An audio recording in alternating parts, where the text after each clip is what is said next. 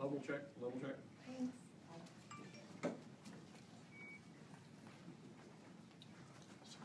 Yeah.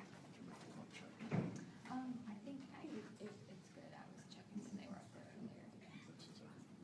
Oh, okay, sure. You okay? Yes, we can check. Mic check, 1, 2, 3, 4, 5. Yeah. 5, 4, 3, 2, 1. Sounds good, thank you.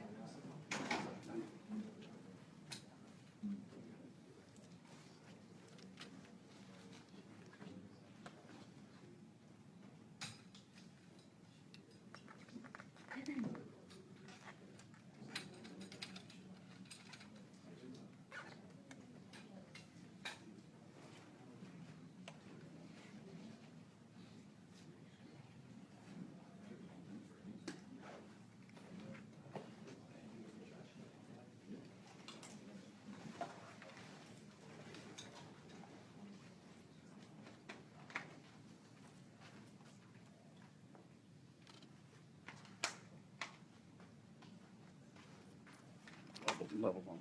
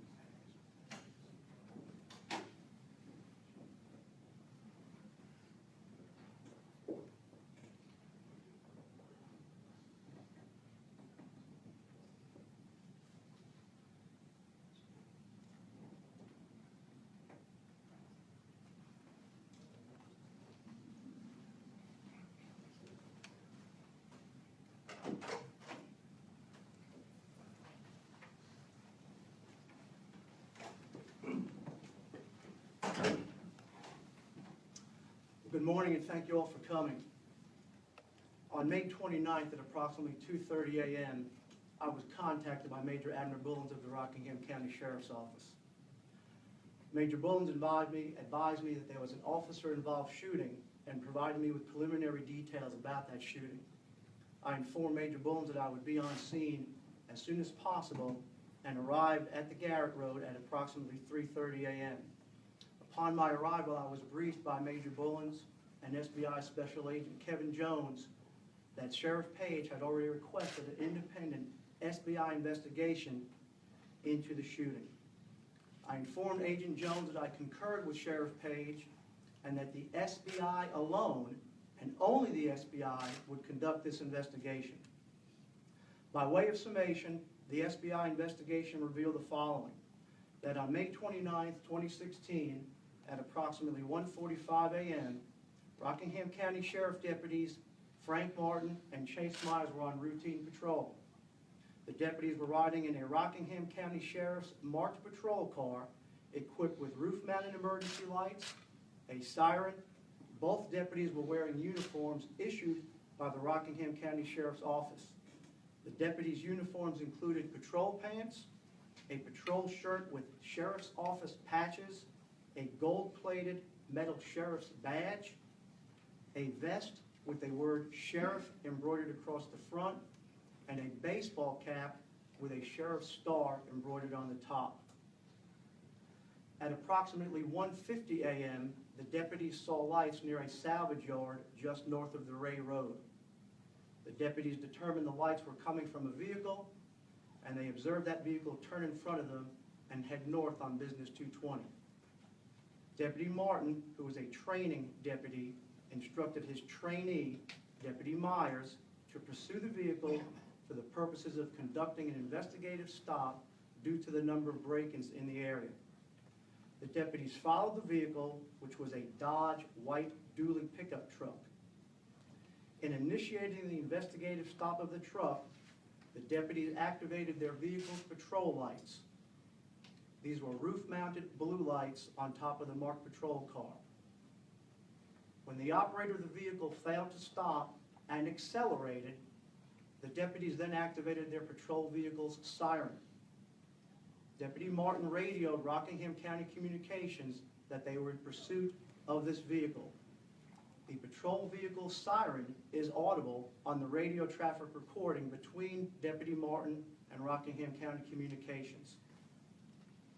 The operator of that vehicle continued north on Business 220, made a right onto Fulp Sawmill Road, failed to stop at a stop sign while making a right onto the Price Road, made a left onto Garrett Road, and another left onto a long gravel driveway.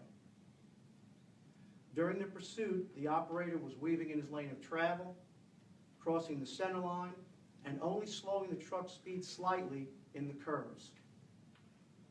We now know the operator of that pickup truck was Mr. Todd Burroughs, and we know the long gravel road was the driveway to his residence. Burroughs stopped his vehicle just outside his residence, exited the vehicle, and began walking towards the back of his truck in the direction of both deputies. Both deputies Martin and Myers described Burroughs as being 6.5 feet tall and weighing approximately 300 pounds. The deputies exited their patrol car, and Deputy Martin immediately began giving Burroughs commands to get back in his vehicle. Mr. Burroughs continued walking towards the rear bed of his truck in the direction of the deputies. Burroughs willfully refused to comply with Deputy Martin's commands to return to his vehicle. Burroughs ultimately stopped at the bed of his truck and reached into the bed of the truck. At this time, Deputy Martin was giving repeated commands to Burroughs to show him his hands and to get on the ground. Burroughs again willfully refused to comply with Deputy Martin's commands. At this time, with Burroughs' hand in the bed of his truck, Deputy Martin drew his taser. As Burroughs raised his hand out from the bed of the truck, Deputy Martin deployed his taser. Based on the medical examiner's report, we now know that only one of the taser's prongs engaged Burroughs. This is consistent with Deputy Meyer's statement that the taser did not appear to have any effect on Burroughs. After reaching into the bed of the truck, Burroughs retrieved 2 cans of beer. Burroughs took one of those cans, threw it at Deputy Martin, striking him in his midsection. Burroughs then turned and began walking towards the front of his truck. Deputy Martin then drew his pepper spray and commanded Burroughs to get on the ground. Burroughs again willfully refused to comply with Deputy Martin's commands. Deputy Martin then deployed his pepper spray and sprayed Burroughs on the back of his head. Both Deputy Martin and Deputy Myers indicate that the pepper spray had little to no effect on Burroughs. Burroughs then went to and opened the rear driver's door of his pickup truck and leaned inside the vehicle. Deputy Martin at this point drew his service weapon and again issued repeated commands to Burroughs to show them his hands. Again, Burroughs willfully failed to comply with Deputy Martin's commands. Burroughs emerged from his truck with a bottle of water, which he apparently was utilizing to wash off the pepper spray. Deputy Martin then holstered and secured his weapon. Deputy Martin was continually commanding Burroughs to get on the ground. Again, Burroughs willfully refused to comply with Deputy Martin's commands. Deputy Martin then attempted to what is referred to as drive stun Burroughs with his taser, which Burroughs simply knocked out of Deputy Martin's hands. With neither the taser nor the pepper spray having any effect on Burroughs, Deputy Martin retrieved his asp and extended it. Deputy Martin struck Burroughs on the right elbow area and commanded Burroughs to get on the ground. Again, Burroughs willfully failed to comply with Deputy Martin's commands. After being struck one time with the asp, Burroughs rushed Deputy Martin and drove him into the side of the pickup truck. Deputy Martin, at approximately 167 pounds, instantly realized just how strong Burroughs was. Deputy Martin realized that neither he alone nor he and Deputy Myers together would be able to physically restrain Burroughs and take him into custody. Burroughs then grabbed Deputy Martin's asp and threw it on the ground. Burroughs then stepped away from Deputy Martin and walking towards the rear of the truck, Burroughs picked up Deputy Martin's asp. At this time, Deputy Martin drew his service weapon and repeatedly began giving Burroughs commands to drop the weapon, drop the baton. Again, Burroughs, as he had up to this point, willfully failed to comply with Deputy Martin's commands. Instead, Burroughs, with the asp in his right hand, down by his right leg, left fist clenched, continued to advance closer and closer towards Deputy Martin. Deputy Myers described Burroughs as being bowed up in an aggressive posture and about to strike Deputy Martin with the asp. At this time, Deputy Martin activated his body camera. The audio portion from Deputy Martin's body camera is loud and clear. I will play it for you shortly. Deputy Martin commands Burroughs on at least 14 different occasions to drop the weapon, drop the baton. This is in addition to Burroughs being told that he is under arrest and not to take another step towards the deputy. Burroughs is equally loud and clear, yelling expletives at Deputy Martin in what appears to be an attempt by Burroughs to challenge Deputy Martin. Still willfully refusing to comply with Deputy Martin's commands and clearly unwilling to submit to a lawful arrest, Burroughs raised the asp and charged at Deputy Martin. It was at this time that Deputy Martin discharged his weapon, firing 3 rounds, all of which struck Burroughs. The law of North Carolina authorizes an officer to take preemptive action and use deadly force to prevent death or serious bodily injury to themselves, provided that this threat assessment is reasonably made. As our Supreme Court has observed, the calculus of reasonableness must allow for the fact that law enforcement officers are often forced to make split-second judgments in circumstances that are tense, uncertain, and rapidly evolving. Officers are routinely trained and advised that deadly force is a force of last resort. In this case, Deputy Martin used less than lethal force on multiple occasions and further attempted to de-escalate the situation by giving Burroughs at least 20 verbal commands to submit and comply, all of which Burroughs willfully and repeatedly chose to ignore. It was not until Deputy Martin was faced with the imminent threat of deadly force or serious bodily injury that Deputy Martin fired his weapon. Simply put, Burroughs' actions threatened the life of Deputy Martin. Under North Carolina law, Deputy Martin has no duty to retreat from a lawful arrest. And under these facts, the sobriety or impairment of Burroughs is simply irrelevant. After concluding a thorough review of the SBI's independent investigation, which included all testimonial, physical, video, and audio evidence relevant to this matter, researching the applicable law, and consulting with senior staff at the North Carolina Attorney General's office, it is abundantly apparent to me that Deputy Martin fired his weapon in self-defense and as a matter of last resort. Deputy Martin's decision to use deadly force was a lawful, measured response to the situation and necessary for his own protection and safety. Accordingly, I have determined that no criminal charges will be filed against Rockingham County Sheriff's Deputy Frank Martin or Chase Myers. I'm now going to play for you the recorded radio traffic between the patrol vehicle and Rockingham County Communications. Tennessee.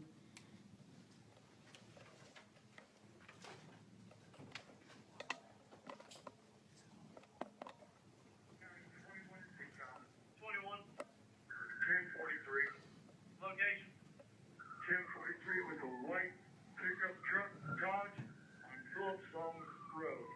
Correction, Price Road. Copy, white Dodge on Price Road. 21, what did you say? 15 to 21. 18, reasonable to proceed 1060. Speeds approximately 50. Be about 1060. 10 more. Reference to what? B&E or you have any violations? 1060 on the side of the road. 1028, North Carolina, Frank Henry, 3900. Frank Henry, 3900. Now actually going to go Garrett Road heading east. Garrett Road heading east. 39 to 15, 1014, myself and 28 to 27 are Wolf Island Road heading towards 14. We're going to start towards the east. 10-49 clear as soon as possible to pass the subject's process. We just turned into a residence. Stand by. Numeric unknown. We're still mobile. Yeah. Hold on, traffic. All cars, all traffic, so 21 and 18 get about. Copy, 21 shots fired. Copy, shots fired.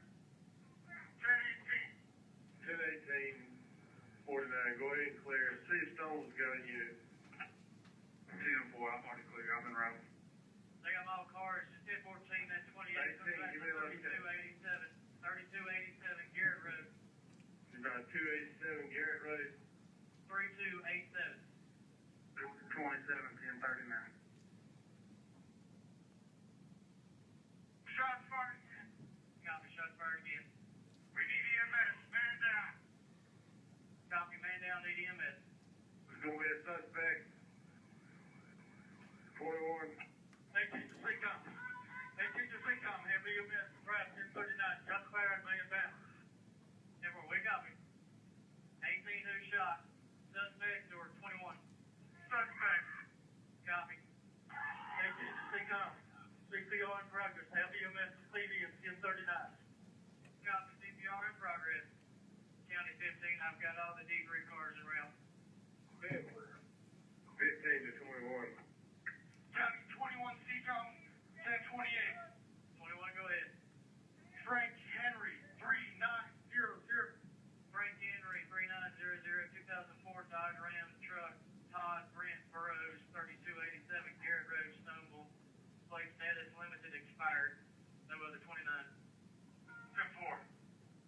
15, give me the numbers on Garrett. 3287, 3287. So you're gonna cross street on Garrett also.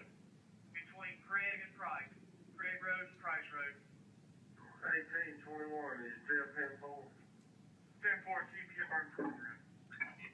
10-4. County 49, is it on 1023? 39, 6, I'm on 1023 there, it's in the location. 49, how far off the runway are you? It's about 100 yards. Can you be seen from here? There's a white button. Would you copy that traffic reference in no lock? Yep. Did you copy what he said? They got the County 39. They're about 500 feet off of Craig Road. Should be the entrance to the driveway. Okay, well, right there, from Craig Road, or just right there next to Looks like Craig? a circle. One end is directly next to 3319 if you locate that residence. 10-4. The 10%, I got multiple units on scene. We're fitting to locate the driveway. 10-4. What's the address again, say count? 3287, 3287. 27, 10-4. 10-4. 15 also. Happy 15? 39 to 48. 39 to 48. 48. You on Garrett, fitting to locate? 10-4. I'm passing Craig. I see 3208, but I don't see any single lights. 10-4, come back towards the Price Road. I just placed my vehicle at the top of the driveway. And somebody said, back towards Price. Can you advise one man down with BMS? 155. 155. 28 seconds. 28. You would have one more BMS unit to see down this location for checkup. 10-4. 48. 15 to CCOM. 15. 15 to CCOM. 15. Can you notify EPD that we got EMS in right from Moorhead, if they can stand by there? 10-4. County 5 seconds. County 5. 1041. 10-4 to 28. County 39 seconds. 39. Do you have any calls pending? No, sir. 10-4, you show me 10-8. 10-4. County 2 seconds. County 2. 10-8. County 106. 106. 1041. 10-4. CCOM, have EMS stand by a minute, please. 10-4. Did you make contact with them, CCOM? County 48 Signal. 48. 1023 on Moorhead. 10-4. 1 County 2. County 1, County 2. 2 with. County 2, can you give me 1021 back, please? County 1 seconds. Go ahead. Seconds, I'll be 10-7. Moorhead Hospital. 10-4, sir. County 106. 106. Let me have a Moorhead Hospital. 10-4. 39 seconds. 39. Reference that string of motors, I spoke with the David Union Public Service, he's gonna check on the phone. Copy. CCOM, County 15. County 4 Signal. County 4. 1041. 1041. 10-4. 343. County 1 second. County 1. County 1, 10-8, Moorhead. County 1, 11 second. 111. 1041. 10-4. County 1 second. County 1. County 1, 10-7, 8 again. 10-4. County 1, second. 111. 10-7, 8, national. 10-4. 115 second. 115. 1041. 10-4. 105 second. 109. 241. 101 second. 101. You got 1097. CCOM, County 101. 101. Utilize funds and COC. CCOM, County 109. CCOM, County 101. County 27 second. 27. Clear from there to 5, mechanized care road. 10. 27. County 14 to 44. 44, go ahead. 44, you were leading night shift 3287. Garrett. 10-4. County 1. County 1, can they come in again? County 44 second. 44. 3 on Garrett Road. Temple. Kenny, what's your number? 91. Kenny, 10 Chevy 85. That work. County 82 600. 82. 1041 and right to Garrett Road. That work. County 27, 600. 27. 9 Garrett Road. That work. county 49, same traffic. 49, that work. Yeah, County 50. County 106. 106. And 8 more. That work. County 50. County 50, C county. 50. I'll be out with units on Garrett Road. County 82 600. 82. 1023 on Garrett Road. 82, that work. County 82 600. 82. And 10 in right for the shield. County 82 600. 82. 10-7 is animal shield. I'll be out here for a little bit. 28. 1042. Oh. 101 600. 101.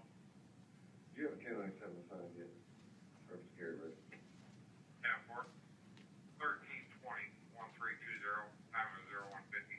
0150. Go ahead. 10 4, thank you. 101, are you 1023 Garrett Road or Area 5? County 50, C county. 50. Hotel 8. 50, that work. County 44 also. 44, that work. 44 to C county. 44. All units are clear from Garrett Road. That work. As you know, at the request of the SBI, I had the body camera video from Deputy Martin's body camera sealed under court order. This morning I had that order dissolved. I'm going to play for you now the relevant portions of the body camera footage that relate to this investigation.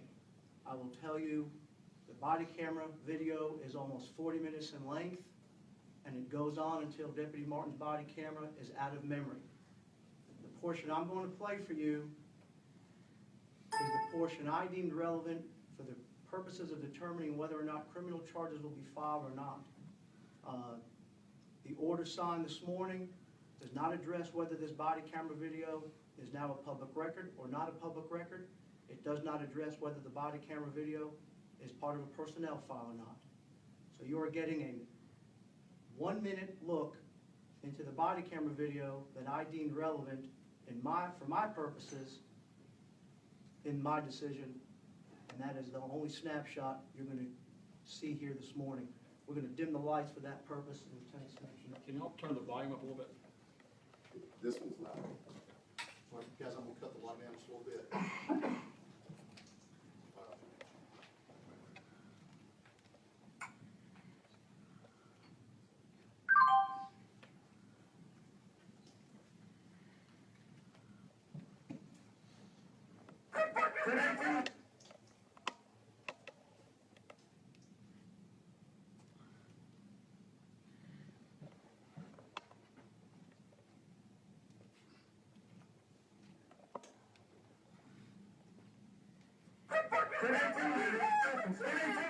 Get back!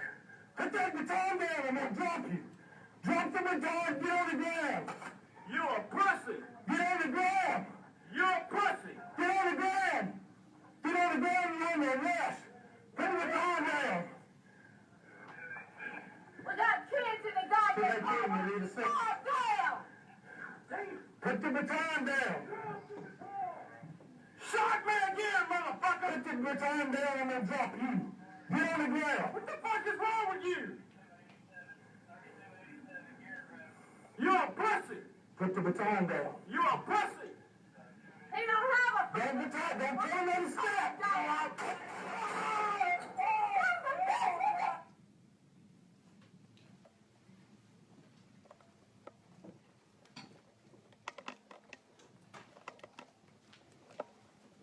what you will see, or what's visible on the body camera following that portion, and what you heard on the audio traffic, is it is Deputy Martin who is performing CPR on Mr. Burroughs until EMS gets there.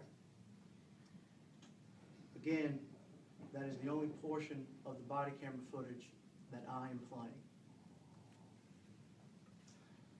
I want to thank Special Agent in Charge Scott Williams with the SBI, and I want to thank the entire SBI for an incredible, rapid, but very thorough and complete investigation. As I have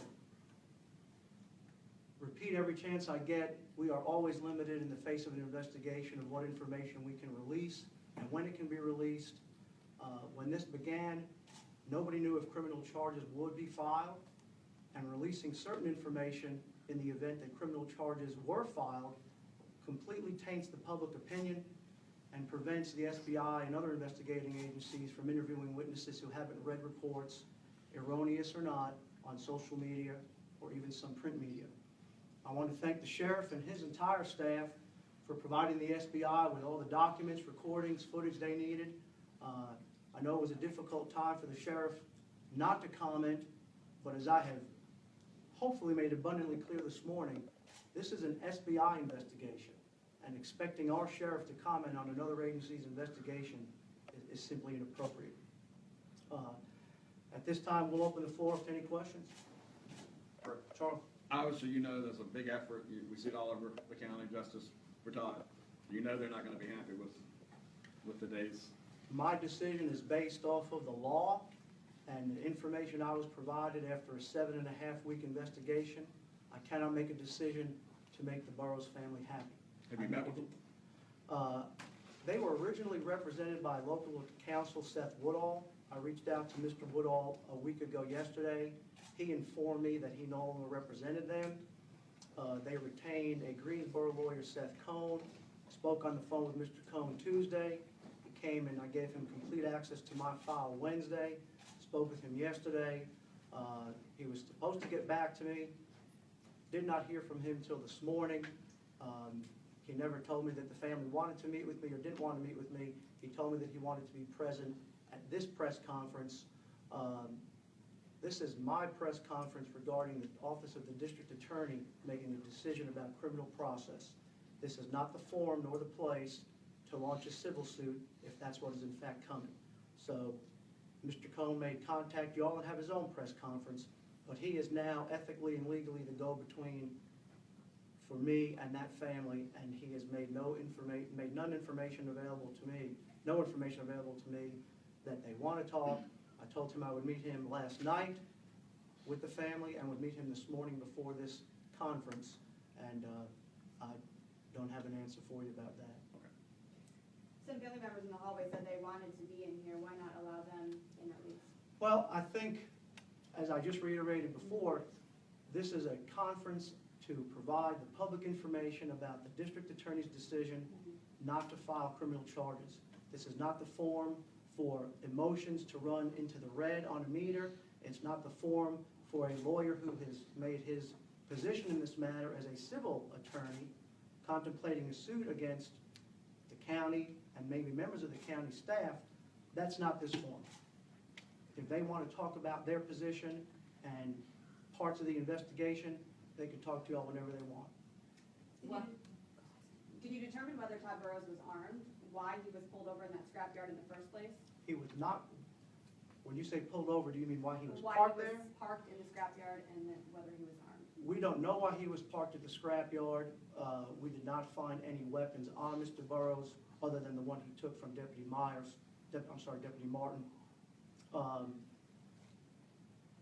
But he was not pulled over by deputies at the scrapyard. Right. He was already parked. Already parked. Just to clarify, what is an ASP weapon? An ASP is a collapsible steel baton that when it is collapsed is about, they come in different sizes, about 8 inches long. You extend it almost like a TV antenna, and it locks into position, and it now becomes a 21 or 24-inch piece of steel. And if a 300-pound man swings it at you, he will really, really, really do some damage. And again, whose was it? It was the deputies or it was his? He took it from Deputy Martin, Okay. yes. And Martin's is the one that, enacted his body camera, correct? Say it again, I'm sorry. Deputy Martin is the one that started rolling his body camera? Yes, Okay. I do not believe Deputy Myers was issued a body camera yet. That's correct. Why didn't he start rolling the minute they encountered Todd Burroughs? Why did he decide to wait until that specific moment? Do you know? I can't speak for the deputy. I can tell you, based on my conversations with the SBI and Mr. Martin's attorney, body cameras are a new technology to the Sheriff's Department. I don't believe they've been in full use for At the time, probably about 90 days. 90 days. They were being phased in. We went back and looked at Deputy Martin's prior encounters. There were serving civil papers. None of his prior encounters involved a level of pursuit and aggression like this one. I'm not speaking for him. For me, it's a question of muscle memory. All officers are trained to respond for muscle memory, so they're not thinking about what they're doing. When you got a vehicle on the Garrett Road at 2 o'clock in the morning that's accelerating away from you, ignoring blue lights, ignoring sirens, I'm not thinking, I believe, for me, he's not thinking, oh, I need to push this button. They're calling in tags. He's got a trainee he's worried about who was on the job 30 days. So I think for me, that's my response. I think he just didn't have that camera on long enough to do it. This is an asp. The sheriff just extended it. When it's collapsed, it's the length of that handle. I'm going to break whatever I hit it with, but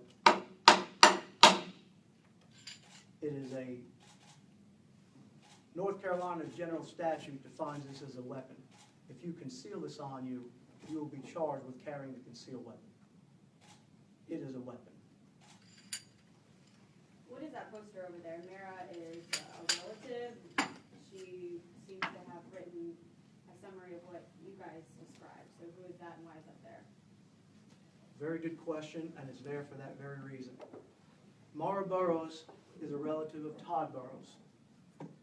That is a screenshot about 18 hours after this event occurred on May 29th from Mara Burroughs' Facebook page. There was, as you know, other than the sheriff's initial media release, there was a complete media blackout that night. No information was released by the SBI. No information was released by the district attorney's office. Yet Mara Burroughs, as you pointed out, describes the exact sequence of events on Facebook 18 hours later that Deputy Martin describes in his statement, that the video shows, and Deputy Myers describes in his. That's important for me because that tells me that Mara Burroughs had to get that information from Mr. Burroughs' wife, Rebecca Burroughs. Because Mara was not there that night. No, Mara was not there that night. The only people there that night were law enforcement, Mr. Burroughs' 2 children who were 9 and 10, and his wife. I will also tell you that as part of the SBI's investigation, Mara Burroughs refused to be re-interviewed, told the SBI she got that from a family member, and told she would not speak to the SBI because her family advised her not to. Did she delete that post or is it still up? She deleted it, but we screen captured it before it was deleted from her newsfeed. So you're not sure if she still stands by that or not? Because she refused to be re-interviewed. Correct. What happens to the deputies now? You've heard the advisement of the district attorney following this investigation, and the deputies will be returned to duties in their full capacity as deputies working throughout Rockingham County. They will be. They'll be working in their capacity as a sworn officer, working as a patrol division where they came from. That was the division that they came out of. Will that be Monday or do you have a day? Monday would be the day, yes, ma'am. Will this incident make any, or create any changes in your office about the use of body cameras or anything of that nature? No, actually, I'm glad you brought that up. We actually developed our body camera policy. It actually came from the PERF. It stands for the Police Executive Research Forum. That's a consortium of chiefs from all over the country that come together. working with the Department of Justice and also the COPS program, making recommendations. We also have support from our legal advisors and also working with law enforcement agencies. Captain Alan Farrar was my coordinator on the policy in regards to body-worn cameras. As far as our policies, as stated by the district attorney, state law 15A401D 1 and 2 covers the use of force, use of deadly force, and covers arrest procedures for law enforcement, which we adhere to. That's our annual review, and that is the law that we stand by, which gives us the authority to use force in certain circumstances. Other than that, we have our standard policy that was issued back in January 2015, which was developed, and our policies and the state law stays the same. We'll continue doing the work that we do to provide service to our citizens to the best of our abilities. Sure. Yes, sir. I know you've kind of had to endure all this as well, from a standpoint of the criticism and the signs and all Yes, sir. this. How's that been for you? And I mean, I've heard they even might protest around your house. I mean, Well, I've been in law enforcement work for 34 years. I've worked in the same capacity as each one of these deputies. I've worked in areas of the county. I work with a lot of people. I mean, a lot of different types of people and citizens. But I understand that. I have empathy for the family and their loss, or anybody has a loss. Working in law enforcement, working in the military, I understand that sometimes this is a situation where you may have to take a life. It's not something we look forward to doing. We hope to go through our whole careers and never having to pull our gun out of our holster. We know that's not going to happen. But in this particular situation, there's a family member that lost. There's deputies that experience that situation that they'll have to carry also during the rest of their careers and their lives. So our prayers go out to all parties involved. As far as persons that are interested in with the Burroughs family, my concern is there are some children that don't have a father anymore. And my recommendation is, if you want to help somebody, help those kids, help the family, pray for the family, and pray for the healing in this situation. Pray for my deputies also. one of the things that comes up is that when an officer does shoot someone and kills them, that it's traumatic. It's like, I've seen lots of cases where they can't go back to work. That has happened, yes, sir. I think one of the local media outlets actually put out a story about the situations about a year or so ago where officer-involved shooting and same things that you go through. But we do have policies and procedures in place that help also for our officers to work through those situations, because it is traumatic for all persons involved. Yes, sir. Thank you, Charles. And I have another question for Mr. Blitzer. Just to clarify, so the body camera was activated once Burroughs had taken the asp? Correct. Okay, and then it went on for 40 minutes, but most of it was the aftermath of the CPR and that kind of thing? There is immediately preceding that, you can hear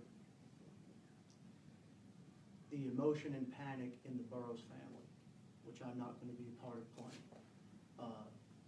Then you see a lot of interaction with other officers wearing body cameras. You hear two instances where Deputy Martin describes in shorter detail those sequence of events and the events I've laid out for you today. And you see a lot of EMS activity, and at that point, and I'll defer to the sheriff, but you can hear Deputy Martin's sergeant telling him to leave his camera on, and the camera eventually just runs out of memory, and that's when it ends.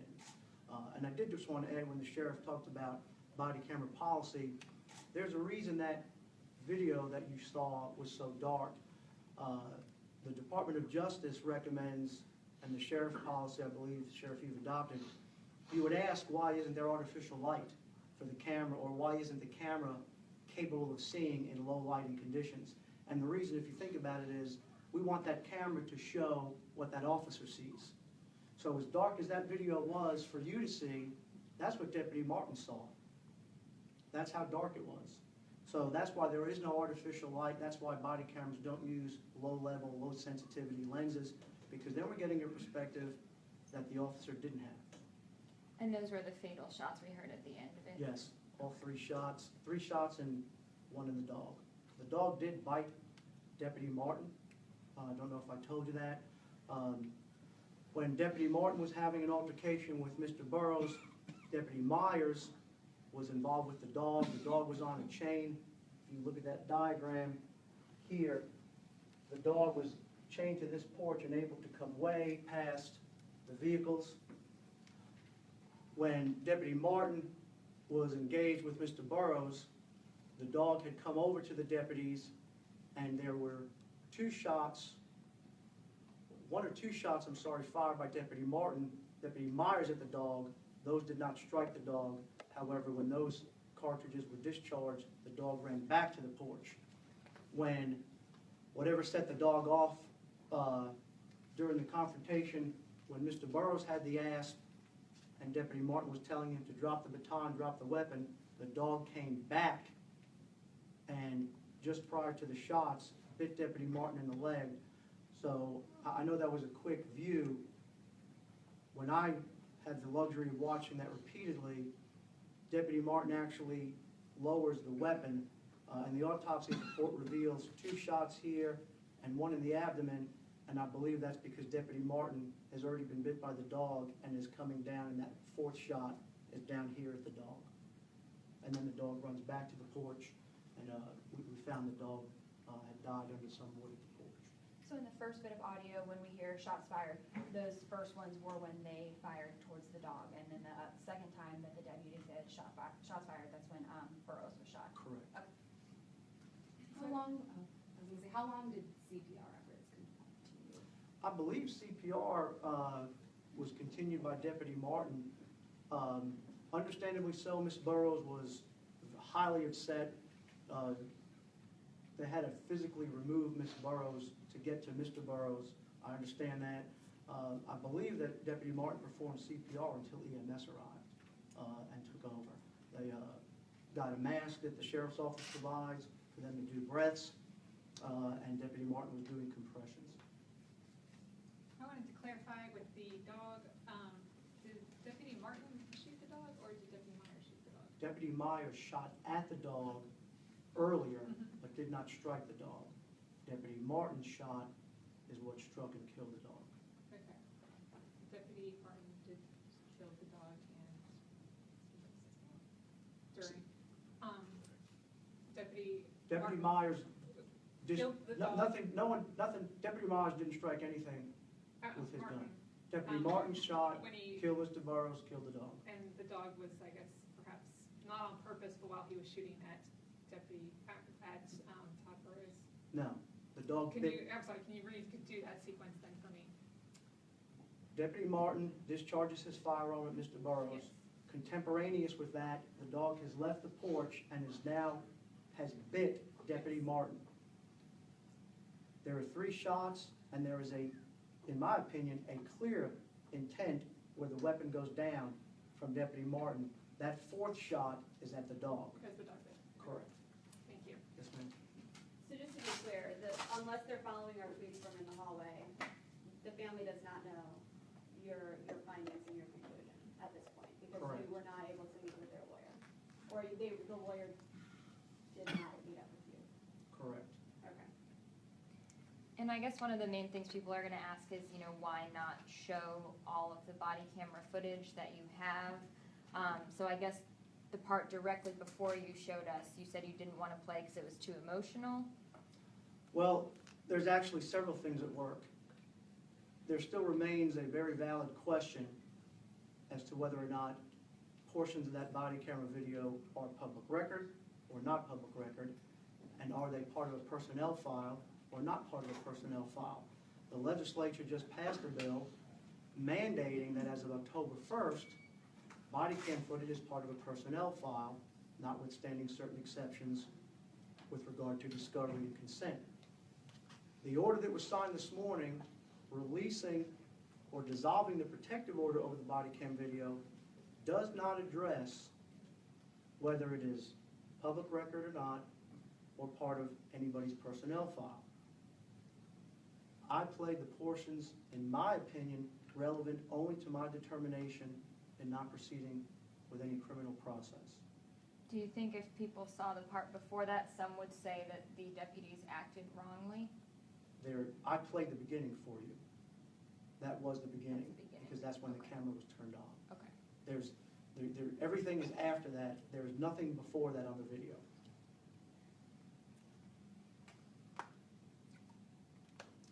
Anything else? Thank you, sir. Thank you. Thank you.